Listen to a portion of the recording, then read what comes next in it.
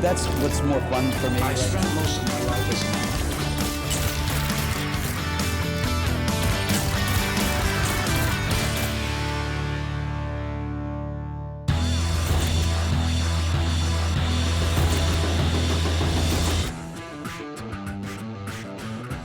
William H. Macy is the guy to call when you need a solid character actor. He first made an impression on us playing the bumbling loser car salesman in Fargo, and through similarly superb characterizations, he has forged a successful and highly respected career that allows him to also produce, write, and direct. Yep, William H. Macy is your regular one-man cottage industry. William H. Macy's hand-dog persona and weathered innocence have served him well on the big screen. But it took him decades of slogging it out on the stage before achieving the success he desperately craved. Macy began studying acting in college under the tutelage of recent grad student one David Mamet. Together, the pair founded a theatre company and proceeded to try their luck on the New York stage, beginning a fruitful artistic collaboration that has rewarded both men. Macy was seen on the big and small screen in minor roles and was pounding the audition circuit when he heard the Coen brothers were auditioning for Fargo. He campaigned hard for the role of Jerry Lundegaard, going so far as to fly from his audition in LA to turn up unannounced at the New York auditions. He announced that he would shoot Ethan Coen's dog if he didn't get the role, and the quirky Coens immediately cast him. Macy's portrayal of the knucklehead chump desperately drowning in a situation of his own making won him an Oscar nomination and earned him plenty of fans, especially from directors. He would not have known it at the time, but William H. Macy, after years of struggle, had given his last ever audition. Paul Thomas Anderson snapped Macy up and cast him in Boogie Nights, where he played a cuckolded assistant to a porn director.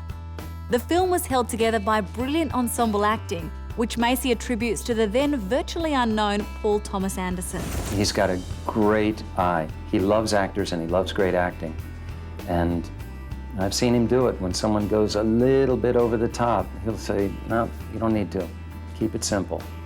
And I've also seen him say, you know, there's more there, mine it a little bit deeper. So I just trust him completely.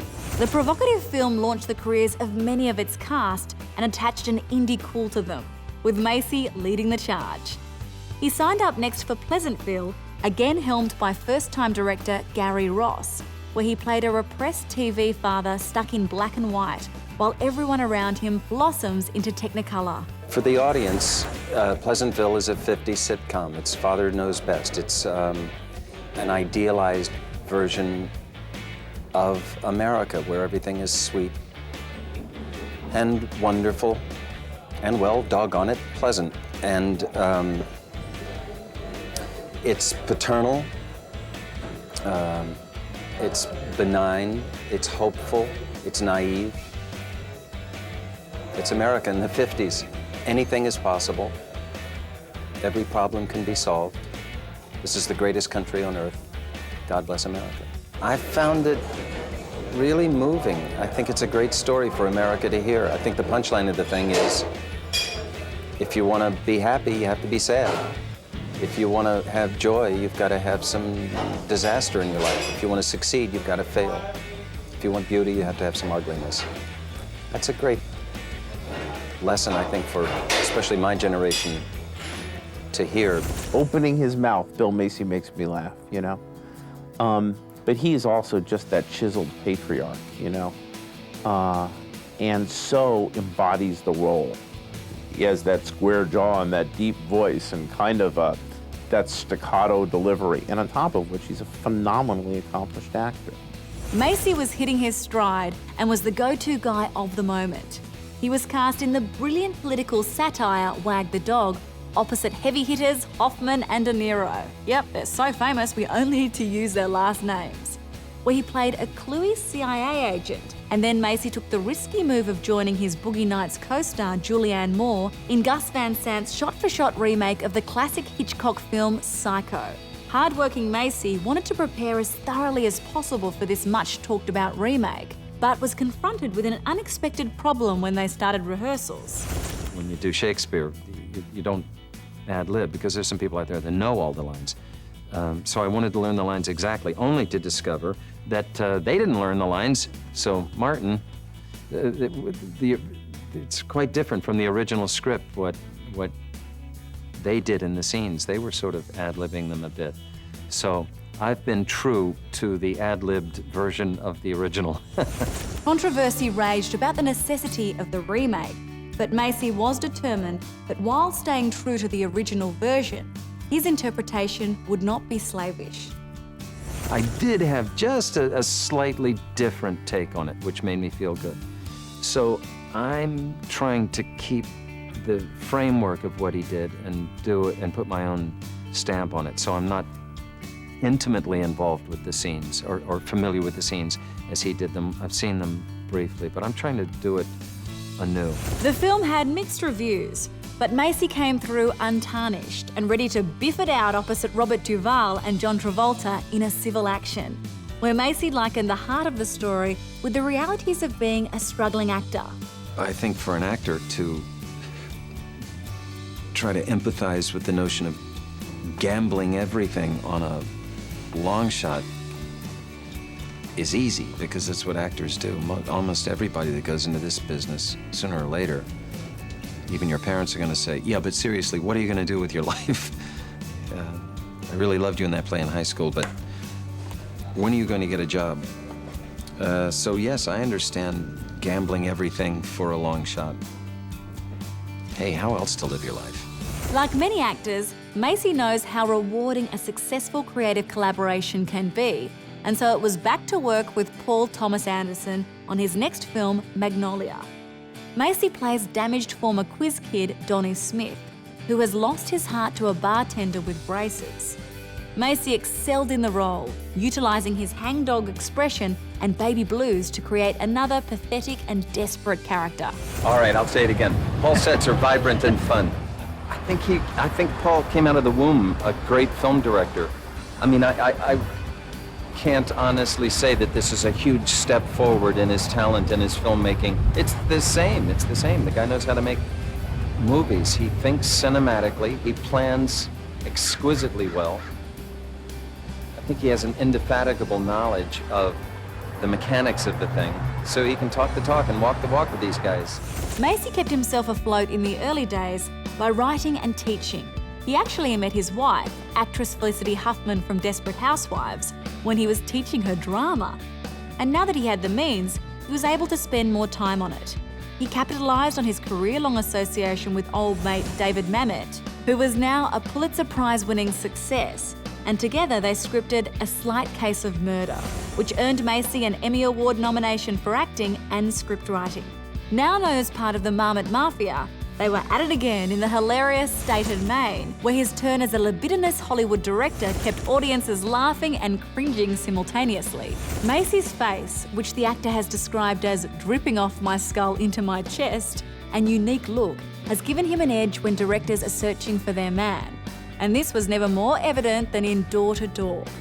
The made-for-TV movie was co-written by Macy and was about a man afflicted with cerebral palsy determined to be a door-to-door salesman. His sensitive portrayal was lauded in Hollywood, and Macy took home another couple of Emmys that year for acting and writing. Macy then transformed himself into the fast-talking sports commentator Tok Tok McLaughlin for the real-life story of Seabiscuit, adding a welcome dose of comedy to the reverent historical film. I think it's a great story, the little horse that could, at a time when so many Americans were feeling disenfranchised and hopeless and perhaps taken advantage of by the powers that be. So the two stories go together so well. The character I play, Tic Tac McLaughlin, draws on that a whole lot. I refer to this little horse as the engine that could, and I've got a couple of lines where I refer to the fact that somewhere out there in the heartland, every guy who feels like he's downtrodden knows the spirit of this horse and can identify with it. Director Gary Ross wrote the part for Macy, and complete with his period duds and comedy mo, Macy delivered another spot-on performance and earned himself a Golden Globe nomination. His co-starring performance in Cellular, the critically acclaimed Thank You for Smoking, and Emilio Estevez's directorial debut, Bobby, where he reportedly took Lindsay Lohan to task for her chronic on-set lateness, kept his profile up there with Hollywood heavy hitters while still maintaining his credibility. He then surprised everyone by making a commercial career choice when he joined John Travolta and co. in the hugely successful comedy Wild Hogs. Macy again impressed, backing up Matthew McConaughey in The Lincoln Lawyer, and most recently has delivered an attention-grabbing performance as a dysfunctional father of 6 and hopeless alcoholic in the Acclaim TV series Shameless. Macy and his wife were recently given the rare honour of having double stars added to the Hollywood Walk of Fame, and friend and Oscar-winning screenwriter Aaron Sorkin had this to say about Macy. At a ceremony generally prone to overstatement, I'd like to offer an understatement. William H. Macy is among the greatest actors in our history. Weekend golfers look at professional golfers and say those guys are playing a different game. Professional golfers look at Tiger Woods and say that guy's playing a different game. Bill Macy's playing a different game. Whether being the first to inhabit some of David Mamet's now classic roles like Bobby in American Buffalo and Lang in The Water Engine, or appearing in some of David Mamet's now classic films like Things Change, Oleana, or House of Games, Bill Macy has displayed an unrivaled ability to make us feel like he's playing us. The part of us that doesn't win, that's destined to come up short, that doesn't get quoted or cared about. He doesn't beg for our love, and so he gets it without asking. Among the exceptional, he's among the elite. And it doesn't get much better than that. William H. Macy has the ability to be cast in a walk-on role and then nearly walk away with the film. Considered one of the best character actors about, I'm sure he'll continue to pop up in films, delighting us for many years to come. Stay tuned to Star Picks for all the movies you know and the actors you love, broadcast in high definition with 5.1 surround sound where available. For more of the best in entertainment news, check out your Movie Network channels. Find or follow us on Facebook, Twitter, YouTube and MNC.tv.